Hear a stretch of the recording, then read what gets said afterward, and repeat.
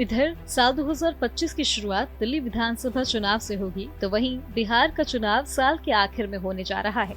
JDU के संस्थापक नीतीश कुमार बिहार में एनडीए का हिस्सा है और एनडीए के सभी साथी मिलकर चुनाव लड़ने की बात कर रहे हैं।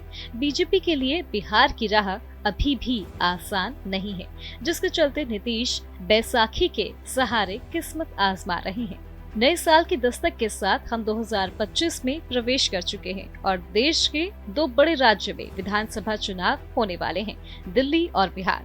साथ ही देश की सबसे अमीर सिविक बॉडी बीएमसी का चुनाव भी इस साल हो रहा है, जहां पिछले 3 साल से चुनावी ग्रहण लगा हुआ था।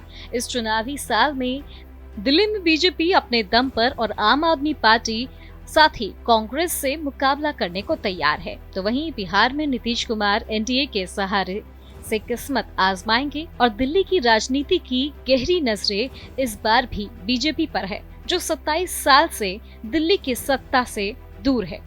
अब बात करेंगे दिल्ली की, तो यहाँ बीजेपी अपने 27 साल के सियासी वनवास को खत्म करने की कोशिश में जुटी हुई है, तो वहीं बीजेपी की कोशिशें इस बार अरविंद केजरीवाल और उनकी आम आदमी पार्टी को हराने की है, जो चौथी बार सत्ता में वापसी के लिए मैदान में है।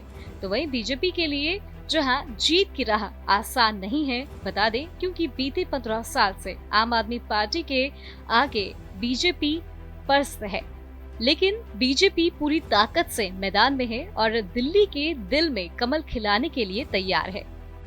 दिल्ली में एक तरफ आम आदमी पार्टी के पास अपने किए गए कामों का बैकअप है, तो वहीं बीजेपी पूरी तरह से केजरीवाल सरकार के खिलाफ जोरदार प्रचार कर रही है। बीजेपी की उम्मीदें इस बार दिल्ली में जीत की ओर है, लेकिन देखना ये है कि क्या अपना 27 साल पुराना वनवास खत्म कर पाएगी बीजेपी। अब बात करते हैं बिहार की, जहां 2025 के आखिर में विधानसभा चुनाव होने हैं।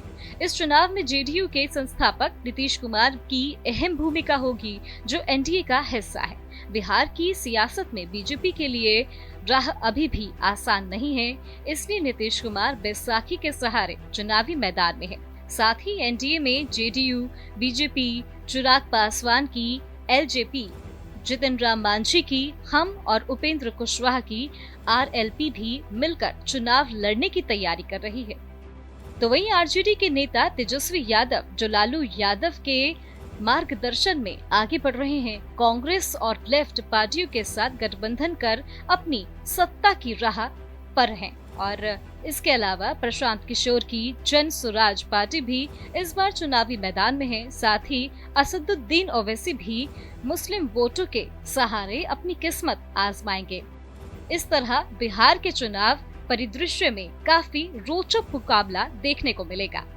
बिहार में सियासत का ये खेल नीतीश कुमार के लिए बेहद अहम है, क्योंकि वो पिछले 3 दशकों से बिहार के सत्ता के धुरी रहे हैं और बीजेपी भी चाहती है कि बिहार में उसकी सरकार बने और इसके लिए वो नीतीश कुमार के साथ गठबंधन को और मजबूत करने के रूप में देख रही है और बिहार में जातीय समीकरण और सियासी दांव पेच अहम भूमिका निभाएंगे। 2025 में मुंबई में होने वाले बीएमसी चुनाव भी पूरे देश का ध्यान आकर्षित करेंगे। बीएमसी एशिया की सबसे अमीर नगर निगम मानी जाती है और यहाँ की राजनीति में भी महायुति और महाविकास अघाड़ी के बीच सीधी टक्कर होगी और बीजेपी की नजर उद्धव ठाकरे के दबदबे वाली बीएमसी पर है। ऐसे में महाराष्ट्र और बीएमसी के चुनावों में सियासी घमासान के साथ साथ शहरी निकाय चुनाव भी चर्चा में रहेगा।